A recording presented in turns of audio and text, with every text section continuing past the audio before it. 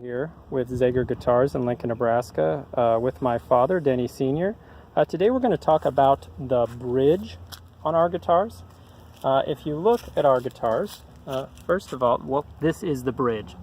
Very key component in the sound as well as the playability of your guitar.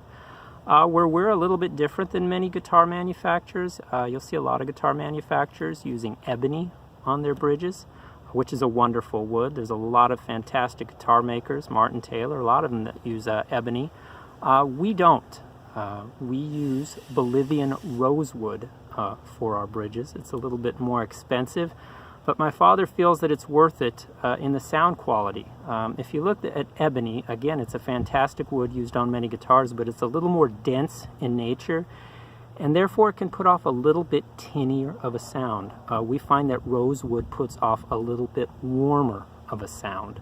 Also, if you look at our bridges from the side here, you'll notice they're just a little bit thinner.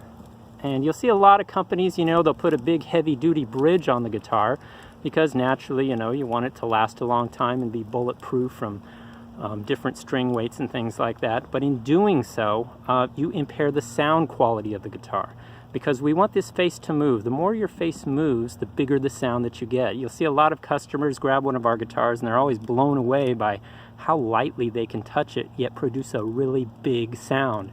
Part of this is the bridge. We use a slightly different cut here. It's a little bit thinner on the face. It's still very durable. We have customers using all string weights with no problems. It's just that we put out that bigger sound. So there's two different things here, the rosewood that we're using and the cut of the bridge. Also, if you look at the space of the bridge pins here, you'll notice we're just a little bit wider, meaning the strings down here above the sound hole are set a little bit further apart. And with that, you get just that little extra space. And for finger picking, and my father here, he's been a finger picker his entire life. He's a big fan of Chet Atkins, if you know the player, one of the best in the world. You also notice some pretty big fingerstyle artists that use our guitars. It's for this reason. We have just a little bit more space between these strings, and that makes a world of difference in finger picking. So again, a lot of key things come into play here, but the bridge is extremely important regarding the woods, how it's made, the thickness, that sort of thing, and the spacing. So I just wanted to go over that key component on our guitars.